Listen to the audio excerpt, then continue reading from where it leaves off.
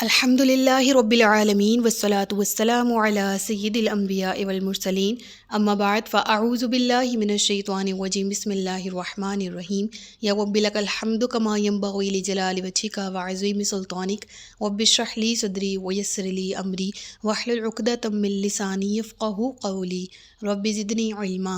السلام علیکم ورحمۃ اللہ وبرکاتہ۔ پارہ نمبر 21 سورۃ السجدہ، اردو ترجمہ اور تفسیر۔ آیت نمبر 16 تک ہم نے گزشتہ اسباق میں پڑھ لیا۔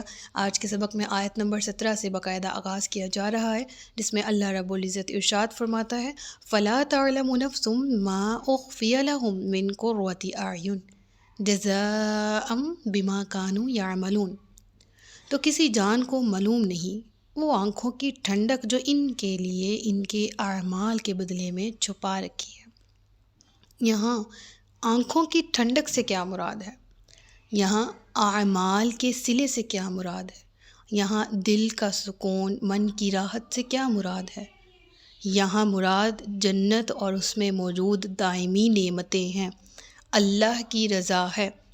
ایک حدیث ہے بخاری کی، اور اسی کی روشنی میں اس آیت کی تفسیر سیکھتے ہیں۔ حضرت ابو ہریرہ رضی اللہ تعالیٰ عنہ سے روایت ہے، نبی پاک صلی اللہ علیہ وآلہ وسلم نے ارشاد فرمایا، اللہ تعالیٰ فرماتا ہے کہ میں نے اپنے نیک بندوں کے لیے ایسی نعمتیں تیار کر رکھی ہیں جنہیں نہ کسی آنکھ نے دیکھا، نہ کسی کان نے سنا، اور نہ ہی کسی انسان کے دل پر اس کا خطرہ گزرا۔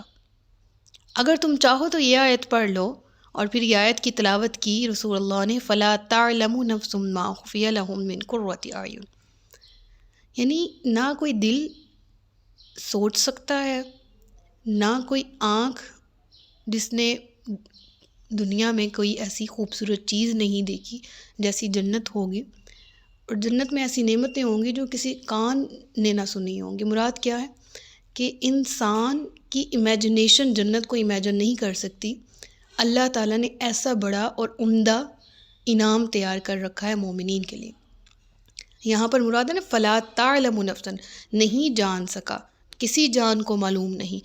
تو معلوم نہیں سے کیا مراد ہے کہ اس کے اندر اتنی کیپیسٹی نہیں ہے دنیاوی اعتبار سے جو اسے قوت بصارت، قوت سماعت دی گئی، وہ جنت کا احاطہ نہیں کر سکتی۔ ہاں، جنت کے بارے میں جتنی صفات قرآن میں اور احادیث میں موجود ہیں، اسے جان کر انسان جنت کا شوق ضرور پیدا کر سکتا ہے، لیکن ہاں، جنت انسان کی امیجنیشن سے کئی زیادہ بڑا انعام ہے۔ اور اللہ تبارک و تعالیٰ اس آیت میں یہی فرما رہا ہے کہ جنت ایسی نعمت ہے، ایسی آنکھوں کی ٹھنڈک ہے جو اعمال کے بدلہ میں تیار کر رکھی ہے خالق نے مخلوق کے نیک اور برگزیدہ بندوں کے لیے۔ پھر اگلی آیت میں ذکر آتا ہے افمن کان مؤمنا کمن کان فاسقا لا یستوون۔ سوال اور جواب ایک ہی آیت میں موجود ہے۔ پہلے سوال کیا گیا اور پھر اس کا جواب دیا گیا۔ سوال کیا مومن اور فاسق برابر ہو سکتے ہیں؟ پھر لا یستوون، ہرگز نہیں برابر ہو سکتے، وہ برابر نہیں ہیں۔ اب یہاں پر ایک باریک نکتہ، وہ یہ کہ مومن کبھی فاسق نہیں ہوتا، اور فاسق کبھی خود کو مومن نہیں کہنے کا دعویٰ کر سکتا۔ مراد کیا ہے؟ ہاں، مومن سے کہیں غلطی، کہیں کوتاہی ہو سکتی ہے، اور وہ توبہ کی طرف رجوع کرتا ہے، اپنے نفس پر ملامت کرتا ہے، گناہوں کی استغفار کرتا ہے، آئندہ نہ کرنے کا عہد کرتا ہے، اور اپنے رب سے طاقت مانگتا ہے ایول فورسز سے لڑنے کے لیے، اپنے نفس کے خلاف جہاد کرنے کے لیے۔ اور یہاں پر وہی ذکر ہے کہ مومن اور فاسق، نافرمان بدکار، اللہ کا حد درجے کا نافرمان شخص اس مومن کے برابر نہیں ہو سکتا جو اللہ کے تابع ہے، اللہ کے تابع فرما ہے۔ اس کا ذکر یہاں پر کیا گیا۔ انسان کا فضل اور شرف جو ہے وہ ایمان اور تقوی میں چھپا ہوا ہے۔ وَلَقَدْ كَرَّمْنَا بَنِي آدَمَ، اللہ فرماتا ہے میں نے بنی آدم کو عزت بخشی، کرام عطا کیا، اور یہ کس میں چھپا ہوا ہے؟ جو اللہ کی معرفت حاصل کر لے، جو اللہ تبارک و تعالی کے احکامات کے مطابق طرز زندگی اپنا لے۔ تو پھر ذکر کیا گیا اگلی آیت میں اما الذین آمنوا وعملوا الصالحات فلہم جنات المأوی نزلا بما کانوا یعملون۔ جنتیں 8 ہیں، ان میں سے ایک جنت کا نام جنت مأوی بھی ہے۔ اور یہاں پر اگر لفظی معنی دیکھے جائیں گے تو کیا لکھا جائے گا اور کیا مطلب اس سے ہم اخذ کر سکتے ہیں؟ مأوی کہتے ہیں جنت کے نام کو، ٹھکانے کو بھی، اور رہنے کے باغات، رہنے کے یعنی ہمیشہ رہنے کے باغات۔ باغات مینز جنت کی جو عربک ہے وہ جنت لفظ کی جو اردو ہے وہ باغ کے معنی میں آتی ہے۔ تو یہاں پر جنت مأوی سے مراد کیا ہے کہ مہمان نوازی کے لیے ایک جنت ایسے مومنین کے لیے تیار کی رکھی ہے، اس میں وہ عزت و اکرام کے ساتھ داخل ہوں گے۔ اب پچھلی آیت میں ذکر کیا گیا نا افمن کان مؤمنا کمن کان فاسقا لا یستوون، پھر وہ کس طرح برابر نہیں ہے؟ دنیا میں تو رینک اور سٹیٹس کے اعتبار سے افضل اور اعلیٰ تو ہے مومن، اور کافر کی پسماندگی کی وجوہات کیا ہیں؟ وہ ذات باری تعالیٰ کا انکار کرنے والا، نافرمانی کرنے والا ہے۔ اب اگلی آیات میں ان دونوں کی جزا، اہل جنت کی جزا اور اہل جہنم کی سزا کا ذکر ہے۔ اور پہلی آیت کیا ہے؟ آیت نمبر 19 دیکھیں تو کہ وہ جو کہ اہل جنت ہیں وہ ہمیشہ رہنے کے باغات میں ہوں گے، نزلا بما کانوا یعملون، ان کی مہمان نوازی کی جائے گی بسبب اس کے جو انہوں نے نیک اعمال کیے۔ وَأَمَّا الَّذِينَ فَسَقُوا فَمَأْوَاهُمُ النَّارُ كُلَّمَا أَرَادُوا أَن يَخْرُجُوا مِنْهَا أُعِيدُوا فِيهَا وَقِيلَ لَهُمْ ذُوقُوا عَذَابَ النَّارِ الَّذِي كُنْتُمْ بِهِ تُكَذِّبُونَ۔ تو کیا جو ایمان والا ہے وہ اس جیسا ہو جائے گا جو نافرمان ہے؟ یہ برابر نہیں۔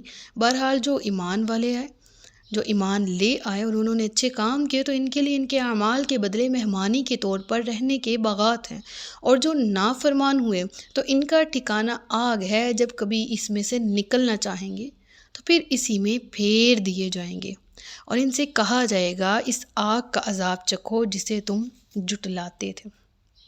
استغفر اللہ۔ یعنی اب اہل جہنم کا حال بیان ہوا کہ جب کبھی اس میں سے نکلنا چاہیں گے تو پھر اس میں پھیر دیے جائیں گے، جہنم کے بھٹکتے ہوئے شعلوں میں اتنا اچھلیں گے کہ دوزخ کے منہ پر آ جائیں گے، قریب ہوگا کہ تڑپ کر باہر نکل پڑیں، لیکن فرشتے ان کے جسموں پر گرز مار کر پھر سے نیچے گرا دیں گے، اور ان سے کہا جائے گا اس آگ کا عذاب چکھو جسے تم دنیا میں جٹلاتے تھے۔ اللہم لا تجعلنا منہم۔ اللہ اکبر، لا الہ الا اللہ محمد رسول اللہ۔ اللہ تبارک و تعالیٰ ایمان بالخیر زندگی اور ایمان بالخیر موت عطا فرمائے، ہمیں دنیا میں کامیاب و کامران اور آخرت میں بھی سرخرو فرمائے، آمین۔ تو اہل جہنم کی یہاں پر اس آیت میں منظر کشی کی گئی کہ جس طرح کسی شوربے میں ابلتی ہوئی کوئی چیز اوپر آتی ہے، کسی پانی کی سطح پر اگر پانی اس کو اچھال دے کوئی چیز آتی ہے، ایسے ہی جہنم کی آگ میں اہل جہنم اچھلیں گے، اور جب اچھل کے قریب ہوگا کہ وہ باہر آ گریں تو فرشتے پھر انہیں گرز مینز ایک ٹول ہے جس سے پٹائی کی جائے گی اہل جہنم کی، اور اس گرز سے ان کو دوبارہ سے جہنم میں مار کر دھکیل دیا جائے گا، اور کہا جائے گا یہ وہ عذاب ہے، اس کا ان اعمال کا بدلہ ہے جو تم دنیا میں کرتے تھے۔ وَلَنُذِيقَنَّهُم مِّنَ الْعَذَابِ الْأَدْنَىٰ دُونَ الْعَذَابِ الْأَكْبَرِ لَعَلَّهُمْ يَرْجِعُونَ، اور ضرور ہم انہیں بڑے عذاب سے پہلے قریب کا عذاب چکھائیں گے جسے دیکھنے والا کہے امید ہے کہ یہ لوگ باز آ جائیں گے۔ یعنی یہاں پر جو ذکر ہے نا وہ پچھلی آیت میں جب ہم نے پڑھا تو وہ قیامت کے دن کی منظر کشی کی گئی، یہاں پر غور کرنے کی ضرورت ہے کہ اخروی عذاب کی تو وعید سنا دی گئی، یہاں فرمایا جا رہا ہے کہ جس عذاب کی وعید سنائی ہے وہ تو قیامت کا دن ہوگا، لیکن اس سے پہلے ہم کافروں کو دنیا کا عذاب ضرور چکھائیں گے جو آخرت کے مقابلے میں قریب ہے اور اخروی عذاب سے کم ہے، تاکہ اس عذاب کو دیکھ کر وہ اپنے کفر اور نافرمانی سے توبہ کریں اور ایمان لیں، جس کا ذکر ہے نا کہ امید ہے یہ لوگ باز آ جائیں گے۔ یہاں بھی اللہ کی رحمانیت اور رحیمیت کا ہمیں یہاں پر تدبر کریں تو ذکر ملتا ہے کہ رب العالمین قیامت کے دن کے عذاب کا ذکر کر کے فرما رہا ہے کہ اس عذاب سے پہلے دنیا میں بھی ہم ان کافروں کو آزمائش اور عذاب میں مبتلا کریں گے، تاکہ یہ چھوٹے عذاب کو دیکھتے ہوئے رجوع کر لیں، توبہ کر لیں اور بڑے دن کے عذاب سے بچ جائیں۔ تو یہاں نزدیک کا عذاب سے کیا مراد ہے؟ قریبی عمر کا، فرسٹلی ایکسپیرینسڈ عذاب کا ذکر ہے جسے دنیا میں وہ چکھیں گے۔ اور ادنا یعنی قریبی عذاب سے مراد دنیاوی مصائب آ جاتے ہیں۔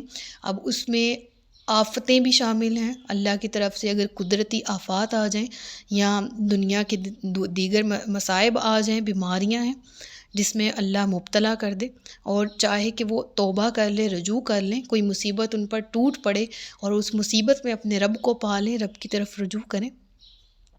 تو کفار مکہ کے ساتھ بھی پھر یوں ہی ہوا تھا، امراض اور مصائب میں گرفتار ہوئے اور قحط کی مصیبت میں گرفتار رہے اپروکسیمیٹلی 6 to 7 years، وہ اسی طرح عذاب میں اور قحط میں مبتلا رہے، دنیاوی عذاب میں، کہ ہڈیاں مردار اور کتے تک کھا گئے، وہ اس قدر برے حالات میں ملوث ہوئے۔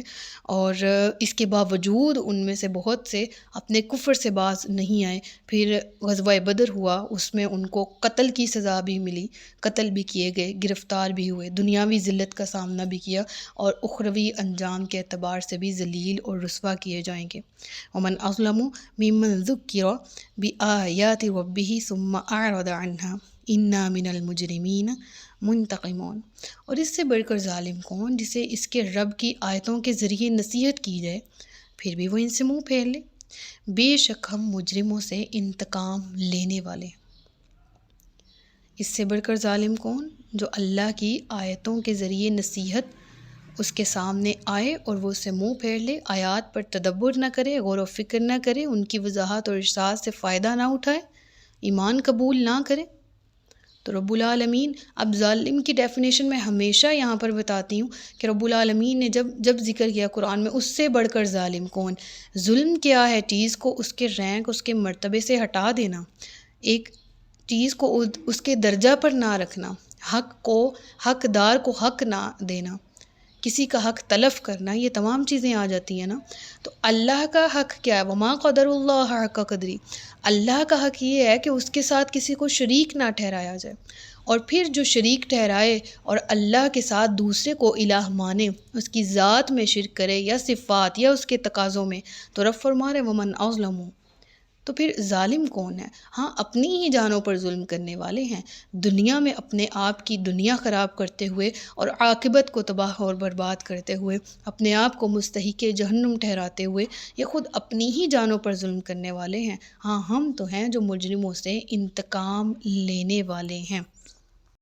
نبی پاک صلی اللہ علیہ وآلہ وسلم کی حدیث ہے اور اس کا مفہوم آپ کے سامنے عرض کرتی ہوں کہ آقا علیہ الصلوۃ والسلام فرماتے ہیں جس نے یہ 3 کام کیے وہ مجرم ہیں۔ یہاں ذکر ہے نا مجرمین سے ہم انتقام لینے والے، مجرم کون ہے؟ 3 کام، جس نے ناحق جھنڈا باندھا، یعنی ایسے شخص کے ساتھ لڑائی کرنے کے لیے جھنڈا باندھا جس کے ساتھ لڑنا اس کے لیے جائز نہ تھا۔ نمبر 2، جس نے والدین کی نافرمانی کی، اور نمبر 3، جو ظالم کے ساتھ اس لیے چلا کہ اس کی مدد کرے۔ تو اللہ فرماتا ہے تو وہ مجرم ہے، اور اللہ تعالیٰ فرماتا ہے کہ بے شک ہم مجرموں سے انتقام لینے والے۔ یعنی اس آیت کی تفسیر میں رسول اللہ نے یہ فرمایا کہ جو والدین کا نافرمان ہو، جو ظالم کا ساتھ دے اس لیے کہ اس کی مدد کرے، اور جو کسی سے ناحق لڑائی جھگڑا کرے، فساد کریٹ کرے، ایسے لوگ مجرمین ہیں اور اللہ ایسے لوگوں سے انتقام لینے والا ہے۔ اس آیت کی روح سے اور حدیث کی روح سے ہمیں معلوم ہوتا ہے کہ اگر کسی میں ایسی صفات تو نہیں کہیں گے، خیر خصلتیں کہہ سکتے ہیں، تو ایسی خصلتیں اگر کسی میں موجود ہیں تو ان سے توبہ کرے، فوری طور پر رجوع کرے، اللہ تبارک و تعالیٰ سے معافی مانگے اس دن کے آنے سے پہلے جس دن کوئی جان کسی جان کا بدلہ نہ ہوگی۔ صدق اللہ العلی العظیم و صدق رسول النبی الکریم۔ سچ فرمایا اللہ نے جو عظمت والا ہے۔ اپنا بہت سا خیال رکھیے گا، مجھے دعا میں یاد رکھیے گا۔ تاجدار ختم نبوت، زندہ باد پاکستان، پائندہ باد۔ السلام علیکم ورحمۃ اللہ وبرکاتہ۔